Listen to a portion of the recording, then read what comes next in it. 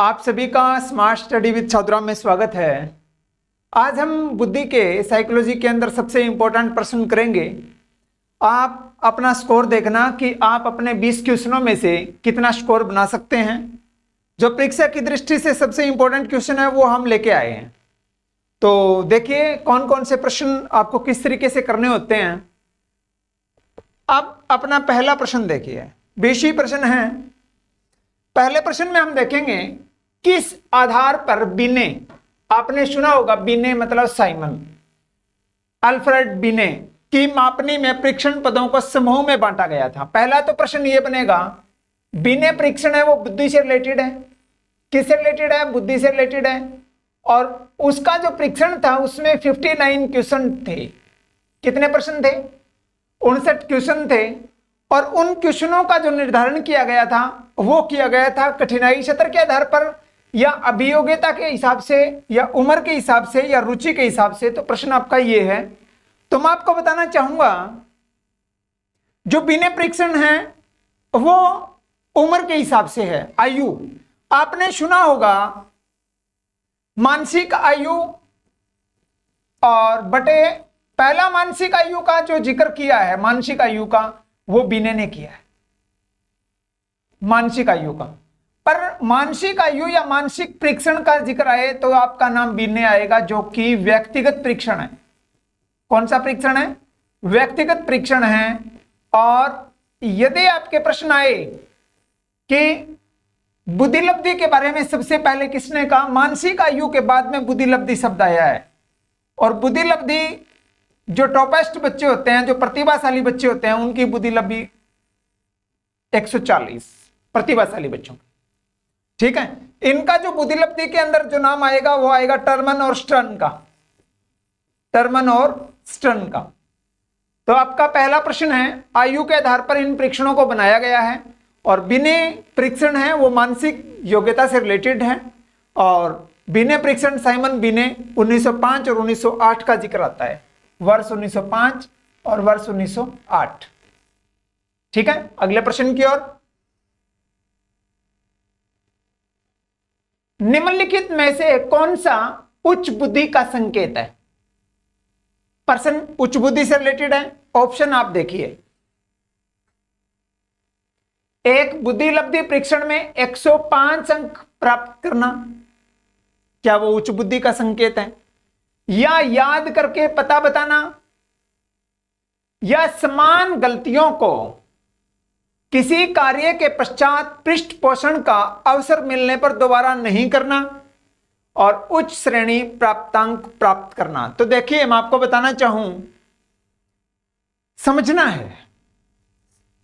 यदि कोई बच्चा आपने कह दिया भी ये शब्द ऐसे नहीं ऐसे आएगा, या ये सवाल है वो ऐसे नहीं ऐसे आएगा, मेरा कहने का मतलब किसी कार्य उसने गलती की और गलती करने के बाद में जब नेक्स्ट टाइम वो गलती नहीं करता तो इसका मतलब उच्च बुद्धि का। तो आपका राइट आंसर होगा सी। क्या होगा? सी। अगला प्रश्न आपका, निम्न में से कौन सी बुद्धि गार्डनर। अब यदि गार्डनर का जिक्र आएगा तो मैं आपको बताना चाहूं, गार्डनर का आएगा बहुबुद्धि से रिलेटेड है। कौन सी बुद्धि? बहुबुद्धि का सिद्धांत किसने दिया कि बुद्धि है वो एक नहीं होती है, बुद्धि अनेक होती है। और गार्डनर ने कितने प्रकार की बुद्धि बताई थी? पहले 7 बताई थी, बाद में 8 बताई थी, और बाद में 9 बता दी। यदि आपसे पूछे गार्डनर ने स्टार्ट में कितनी बताई, तो आपका उत्तर आएगा 7। 1983 की बात है, 1983। और यदि आए कि 8वीं और 9वीं, तो आपका प्रश्न आएगा 1998 में 8वीं जोड़ी गई थी, और 1900 2000 में 9वीं जोड़ी गई थी। तो गार्डनर ने पहले 7 बुद्धि बताई है, उसके बाद में 9 बुद्धि बताई है। और गार्डनर ने बहुबुद्धि सिद्धांत दिया है, और उसने एक पुस्तक लिखी थी, frames of mind. Frames of mind, ये उनकी पुस्तक है, फ्रेम्स ऑफ माइंड। किसकी? गार्डनर की। अब प्रश्न यहां पर देखिए कौन कौन सी बुद्धि प्रश्न है निम्न में से कौन सी बुद्धि गार्डनर के बहुबुद्धि सिद्धांत को प्रदर्शित नहीं करती है? इसका मतलब यह है कि जो 9 बुद्धि बताई है उसके अंदर उनका जिक्र नहीं है। तो देखिए, शारीरिक, गत्यात्मक है, सांस्कृतिक, संगीतिक और भाषाई। अब क्या है, मैं आपको बताना चाहूं, सांस्कृतिक का जिक्र नहीं है, भाषा का जिक्र है और संगीतिक का भी जिक्र है, संगीत का भी जिक्र है कि वो एक अच्छा गायक बनेगा। और यदि जिसके पास शरीर गत्यात्मक है तो वो एक एक्टर बनेगा, अभिनेता। और जिसके पास भाषा की है तो वो एक अच्छा पत्रकार बनेगा या वकील बनेगा। ये गार्डनर ने कहा है। सांस्कृतिक का उसके अंदर जिक्र नहीं है गार्डनर के बहुबुद्धि सिद्धांत में। अगला प्रश्न अपना, अगला प्रश्न है अपना कि बुद्धि का जो द्विकारक सिद्धांत है, कौन सा सिद्धांत? द्विकारक सिद्धांत है, वो किसके द्वारा दिया गया है? और बहुत बार पेपरों में आया है, यूपी टेट, ये अनेकों बार एग्जाम में जो भी इन्होंने दे रखा है। ऑप्शन आपका साइमन, ऑप्शन है गिलफोर्ड, ऑप्शन है स्पीयरमैन और ऑप्शन है टर्मन। तो मैं आपको बताना चाहूं कि जो द्विकारक सिद्धांत है, द्वि का मतलब कितना होता है? 2, त्रि का मतलब होता है 3, एक का मतलब 1। तो यहां पर देखिए, द्विकारक सिद्धांत है वो दिया है स्पीयरमैन ने। और यदि आपके प्रश्न आए कि स्पीयरमैन ने जो सिद्धांत दिए हैं, एक का नाम है द्विकारक में जी कारक और एक का कारक का नाम है एस कारक। जो जी है वो जन्मजात कारक है। कौन सा कारक? जन्मजात, और जिसको सामान्य कारक भी कहा जाता है, सामान्य। और एस का मतलब अर्जित कारक, और जिसको विशिष्ट कारक भी कहा जाता है। कौन सा? विशिष्ट कारक। अब यदि आपके पेपरों में ये आ जाए कि जी और एस कारक की बात किसने कही है, तो स्पीयरमैन आएगा। और किस कारक को जन्मजात कारक कहा गया है, तो एस जी कारक आएगा। और यदि आपके पेपर में आए कि सामान्य मानसिक योग्यता की बात किसने कही है, सामान्य मानसिक योग्यता की बात किसने कही है, या विशिष्ट मानसिक योग्यता की बात किसने कही है, तो भी आपका उत्तर स्पीयरमैन आएगा। ठीक है, तो ये जी और एस कारक है वो द्विकारक सिद्धांत है, वो स्पीयरमैन ने दिया है। अगला प्रश्न अपना, बुद्धि के बारे में सत्य नहीं है, मेरा कहने का मतलब असत्य है, गलत है, वो आपको ढूंढना है। नीचे ये 4 ऑप्शन दे रखे। आपको बताना चाहूं मैं, यह एक व्यक्ति की मानसिक क्षमता है। ठीक है, मानसिक क्षमता है। यह अनुकूलन, स्थापित, एडजस्टमेंट, समायोजन। ठीक है, यदि अपने पास बुद्धि होगी तो हम एडजस्टमेंट कर लेंगे। यह व्यवहार की गुणवत्ता से आंकी जाती है। ठीक है, कि अपना जो व्यवहार होगा, अपना क्या है कि जो व्यवहार है उससे लोग तो कुछ मतलब परीक्षण तो नहीं, पर कुछ तो कहेंगे ना कि ये ठीक बुद्धि का है, बढ़िया है, समझदार है। क्योंकि बुद्धि परीक्षण और क्रियात्मक जो निष्पादन परीक्षण बोलते हैं वो अलग अलग है, अलग अलग तरीके से परीक्षण किए जाते हैं। गूंगों के लिए अलग है, बहरों के लिए अलग है, और अशिक्षित और शिक्षित सभी के लिए अच्छे तरीके से अलग अलग परीक्षणों के नाम दिए गए हैं। तो सत्य नहीं है, यह स्थायी एवं अपरिवर्तनशील है। अब आप बताओ, बुद्धि परिवर्तनशील है या नहीं है? आज जो आप में बुद्धि है, क्या वो 5 साल बाद में वही रहेगी? समय के अनुसार चेंज होगी? तो इसका मतलब क्या हुआ? आपकी बुद्धि तो जन्मजात है, ठीक है, और बुद्धि पर वातावरण प्रभाव पड़ेगा। तो वातावरण का प्रभाव पड़ेगा तो वो अपरिवर्तनशील रहेगी या परिवर्तनशील रहेगी? आप कहोगे जी परिवर्तन हो जाएगी, तो अपना ऑप्शन कौन सा गलत है फिर? ये डी ऑप्शन आपका गलत है। देखिए, स्थायी एवं अपरिवर्तनशील, जो कि आपका गलत है। क्योंकि ये तो परिवर्तनशील है। अगला प्रश्न अपना, बुद्धि की अभिवृद्धि का चरम बिंदु। अब समझिए प्रश्न, एक तो नाम आता है सांवेगिक बुद्धि का, और एक होता है सांवेगिक बुद्धि, और एक होता है बुद्धि या बुद्धि लब्धि का। मैं आपको नाम बताऊं क्या है। बुद्धि जन्मजात है, और जो सांवेगिक बुद्धि है वो अर्जित बुद्धि है। कौन सी बुद्धि है? अर्जित बुद्धि है। यह पर दिमाग में बिठा लो अपने। अब प्रश्न है कि चरम बिंदु जिस आयु में होता है, अब जो बुद्धि का विकास होता है ना, वो उम्र भर नहीं होता। मनोवैज्ञानिकों के अनुसार वो किस उम्र तक होता है? वो होगा आपका 16 वर्ष की उम्र तक। और सांवेगिक बुद्धि है वो आपका उम्र पर चलेगा। सांवेगिक बुद्धि है वो अर्जित है, वो जन्मजात नहीं है। आप दिमाग में बिठा लेना। आप जिसके अंदर आपकी बुकों का जिक्र आएगा, इमोशनल इंटेलिजेंस पुस्तक के रचयिता कौन है वो आगे हम प्रश्नों में जिक्र करेंगे, अच्छे तरीके से समझेंगे उनको। अगला प्रश्न अपना, निम्न में से किस मनोवैज्ञानिक ने, आ गया ना प्रश्न, संवेगात्मक बुद्धि पर काम किया है? आपको मैं बता देता हूं संवेगात्मक बुद्धि।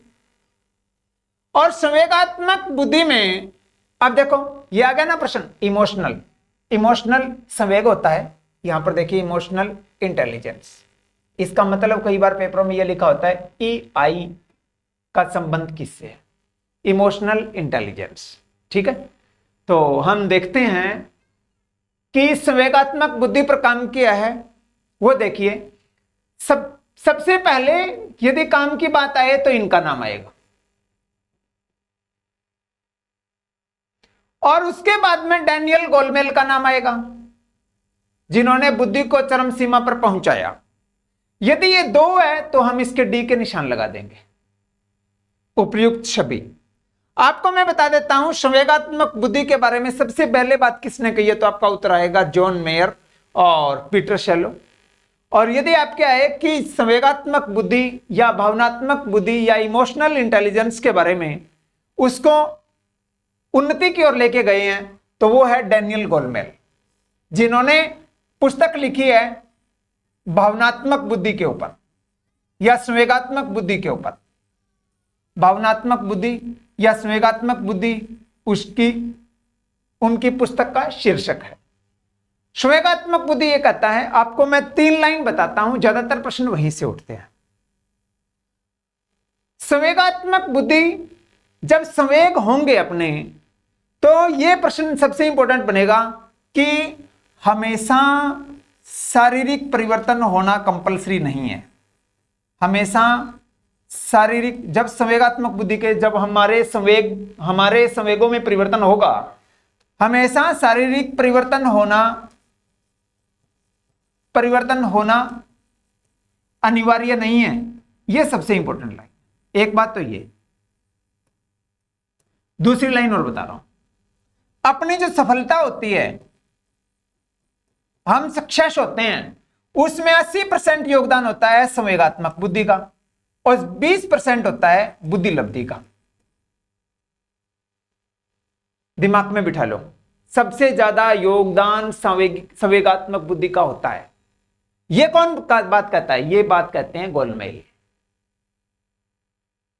ठीक है, अब डैनियल गोलमेन का नाम आएगा तो आप अपना अच्छे तरीके से यह प्रश्न कर दें। अगला प्रश्न अपना, लोग नए लोगों में आसानी से समायोजित हो जाते हैं, एडजस्टमेंट, क्योंकि उनमें है उच्च। क्या उच्च है? बुद्धि लब्धि उच्च है, या शैक्षिक लब्धि उच्च है, या सांवेगिक लब्धि उच्च है, या आध्यात्मिक लब्धि उच्च है? तो आपका राइट आंसर रहेगा संवेगात्मक या सांवेगिक बुद्धि। और सांवेगिक लब्धि जिसमें उच्च होगी उसको एडजस्टमेंट में दिक्कत नहीं आएगी। अगला प्रश्न आपका, मूर्तिकारों में अब देखो मूर्तिकार, अब इन्होंने क्या काम दिया मैं आपको बता देता हूं, कुछ बच्चे हो सकता है पजल हो जाएं। जो थर्नडाइक है ना, उन्होंने ईएल थर्नडाइक ने बहुबुद्धि सिद्धांत दिया था, और बहुबुद्धि सिद्धांत में उन्होंने 3 पार्ट बना दिए थे, 1, 2 और 3, और उन्होंने नाम दे दिया था, एक का नाम दे दिया था मूर्त बुद्धि, एक का नाम दे दिया था अमूर्त बुद्धि, और एक का नाम दे दिया था सामाजिक बुद्धि। यहां तक तो मेरी बात समझ में आई होगी आपके, 3 प्रकार की बुद्धि। अब क्या हुआ, मूर्त बुद्धि थी ना, इन्होंने इसका नाम लिख दिया यांत्रिक बुद्धि, और मूर्त बुद्धि का नाम ही रख दिया इन्होंने व्यावहारिक बुद्धि। कौन सी बुद्धि? व्यावहारिक बुद्धि। और अमूर्त बुद्धि थी ना, उसका नाम रख दिया सैद्धांतिक बुद्धि, सैद्धांतिक बुद्धि और सामाजिक बुद्धि। ये 3 इन्होंने दिया था। यह इंपॉर्टेंट रहेगा कि बहुबुद्धि सिद्धांत दिया है, त्रिबुद्धि सिद्धांत नहीं दिया है, दिमाग में बिठा लो। इनके सिद्धांत का नाम बहुबुद्धि सिद्धांत है। अब प्रश्न यह आया कि इसके हिसाब से हम करते भी ये मूर्त है या अमूर्त है या सामाजिक है, तो हम इसके हिसाब से सोचते, पर यहां पर प्रश्न इन्होंने चेंज कर दिया, और ये जो नाम दिए है ना, ये नाम है गार्डनर के बहुबुद्धि सिद्धांत से रिलेटेड है। गार्डनर के बहुबुद्धि सिद्धांत से रिलेटेड है। जिस बच्चे को गार्डनर का बहुबुद्धि सिद्धांत समझ में नहीं आया है, तो हमने बहुबुद्धि सिद्धांत पर एक वीडियो डाल रखी है 14-1 मिनट की, आप वो देख लेना, आपका वहां से आपका कंसेप्ट क्लियर हो जाएगा। तो देखिए, मूर्तिकारों में अब प्रकृतिवादी है। पहली बात तो ये 4 बुद्धि तो सीधी दे दी गार्डनर ने। प्रकृतिवादी है वो तो किसान बनेंगे, जो प्रकृति से प्रेम करेंगे। स्थानिक बुद्धि है वो मूर्तिकार बनेंगे, ये लो स्थानिक। और शारीरिक गति है वो मैंने आपको बताया ही था, अभिनेता बनेंगे या खिलाड़ी बन जाएंगे, जो शरीर को गति प्रदान करेंगे।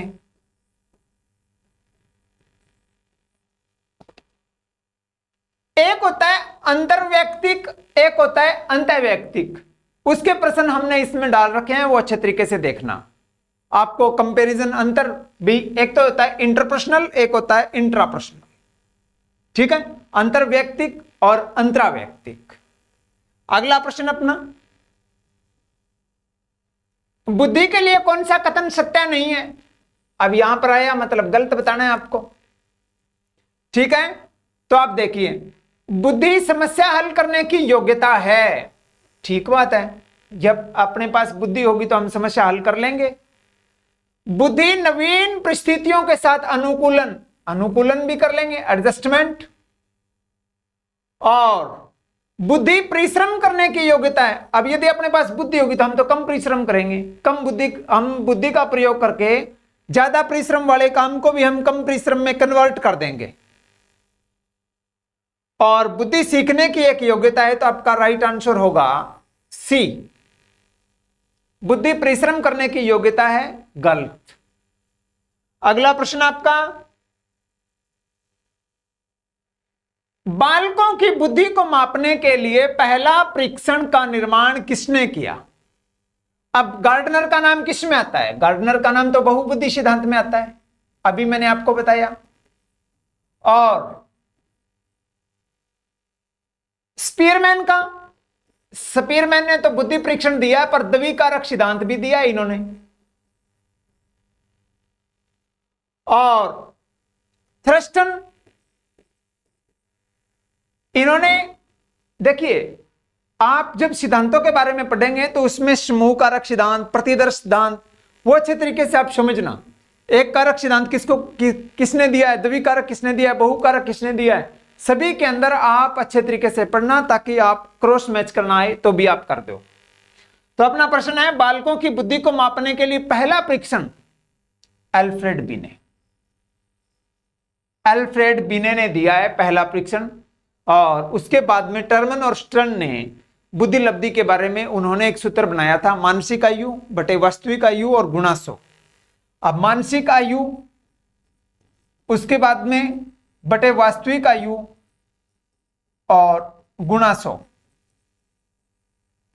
ये किसका सूत्र है? ये सूत्र है बुद्धि लब्धि का, बुद्धि लब्धि। क्या मेरी बात समझ रहे होंगे आप? अगला प्रश्न आपका, आर्मी अल्फा परीक्षण। देखो क्या है कि एक व्यक्तिगत परीक्षण और एक होता है सामूहिक परीक्षण। एक तो ये समझो पहले, व्यक्तिगत में नाम आता है बीने का। सामूहिक परीक्षण क्या है? सामूहिक परीक्षण के आगे जाके दो सब पार्ट बनते हैं। एक का नाम है आर्मी अल्फा परीक्षण, आर्मी अल्फा परीक्षण, और एक का नाम है आर्मी बीटा परीक्षण, आर्मी बीटा परीक्षण। अब मैं ये क्यों बताना चाहता हूं वो समझिए। आर्मी अल्फा परीक्षण और आर्मी बीटा परीक्षण। अब आर्मी अल्फा परीक्षण का जिक्र आया तो व्यक्तिगत और सामूहिक। अब व्यक्तिगत तो कट गए क्योंकि ये तो सामूहिक की बात चल रही है। ये आप दिमाग में सेट करो पहले। ऑप्शन 2 में से ही आएगा उत्तर तो आपका, क्योंकि ये सामूहिक के पार्ट है दो, तो आपका यहां सामूहिक और इन दोनों सामूहिकों में से आना है। पर आर्मी अल्फा परीक्षण है वो शाब्दिक है, अशाब्दिक नहीं है। आपको बताना चाहूं मैं, आर्मी अल्फा परीक्षण है वो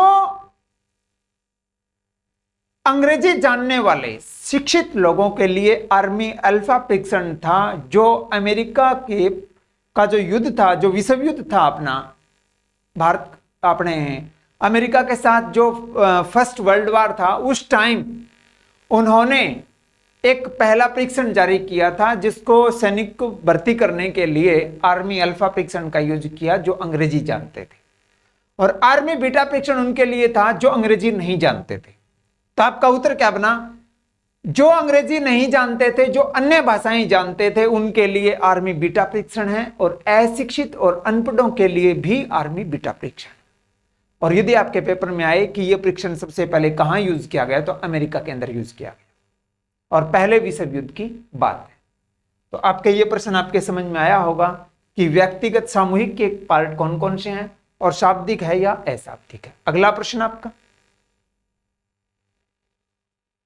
10 वर्षीय बालक की, मैंने अभी पीछे बताया 10 वर्षीय बालक की मानसिक आयु 12 है, तो मानसिक आयु बटे वास्तविक आयु और गुणा 100, तो 0 से 0 कट गया, 12 की 10 से गुणा करोगे तो आपका राइट आंसर कितना आया? 120। तो आपका उत्तर क्या आया? 120। तो ये आपकी क्या है? बुद्धि लब्धि, बुद्धि लब्धि। और हमने ये किस आधार पर बुद्धि लब्धि निकाली? हमने ये निकाली है बच्चों की आयु के आधार पर, उनकी रुचि के आधार पर नहीं। ये इस तरीके का प्रश्न आए तो आप अपना कर देना।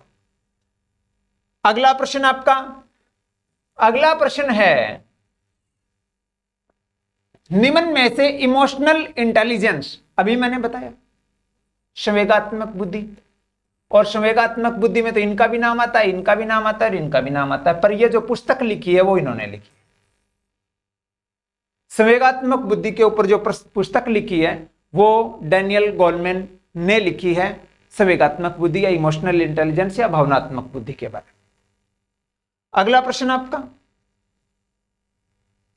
अगला प्रश्न है फ्रेम्स ऑफ माइंड। अब देखिए फ्रेम्स ऑफ माइंड है वो पुस्तक है बहुबुद्धि से रिलेटेड, जो मैंने आपको बताया था एच गार्डनर, जिन्होंने स्टार्ट में 7 बुद्धि बताई थी, उसके बाद में 9 बुद्धि बताई थी। तो आपका प्रश्न क्या बना?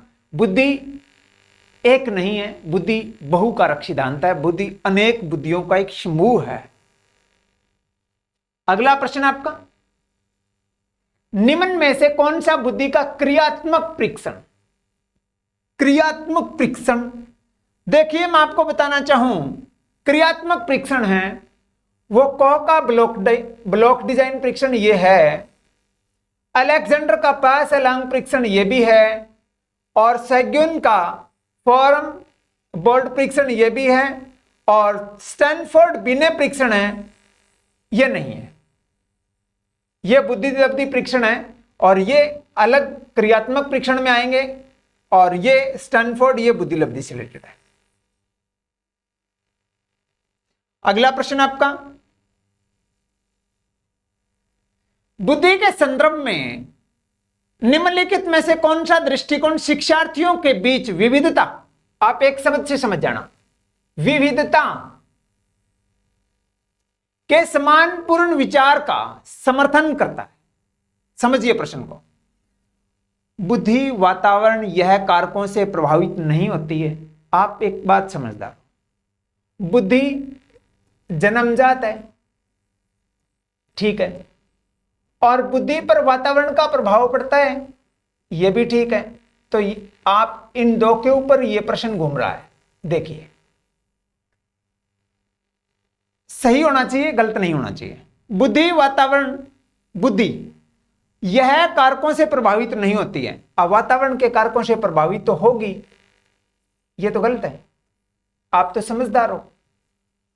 बुद्धि को मापने के लिए बुद्धि लब्धि परीक्षण ही एकमात्र साधन है। अब मैंने पिछले ही प्रश्नों में करवाया, बुद्धि परीक्षण भी है, क्रियात्मक परीक्षण भी है, जिसको निष्पादन परीक्षण भी कहते हैं, तो यह भी गलत हो गया।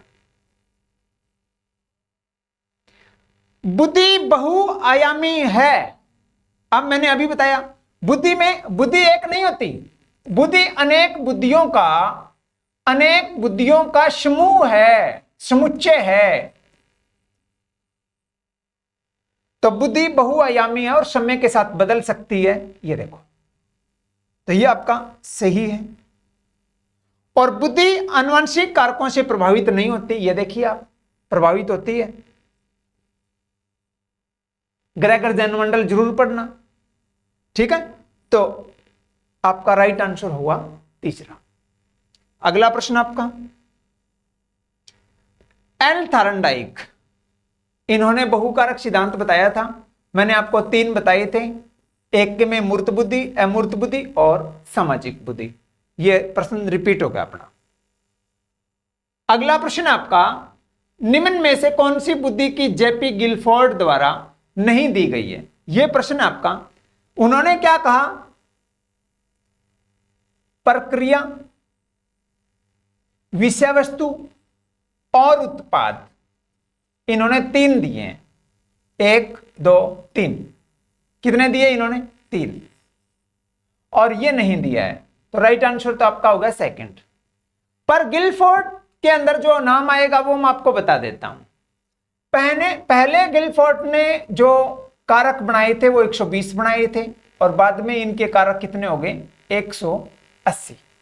यदि आपसे पूछे गिलफोर्ड ने बुद्धि के कितने कारक प्रारंभ में दिए, तो आपका उत्तर 120 आएगा, और वर्तमान में कितने हैं, तो आपका उत्तर 180 आएगा। अगला प्रश्न आपका, स्टैनफोर्ड बिने स्केल में एक व्यक्ति, अब यही बात चल रही थी कि बिने परीक्षण है वो बुद्धि से रिलेटेड है, तो बुद्धि का मतलब बौद्धिक हो गया। न तो सृजनात्मकता का जिक्र है, न व्यक्तित्व का जिक्र है, और न ही अभिवृत्ति का जिक्र है। तो आज हमने ये अच्छे तरीके से किए प्रश्नों को। आप समझिए प्रश्नों को किस तरीके से आपको करना है, और ये 20 प्रश्नों के इर्द गिर्द ही आपके सारे प्रश्न घूम रहे हैं। आपको अलग से पढ़ने की जरूरत नहीं है, ज्यादा प्रैक्टिस करने की भी जरूरत नहीं है। आप इस क्लास को देख लेना, सारे प्रश्न यहीं से उठ जाएंगे आपके।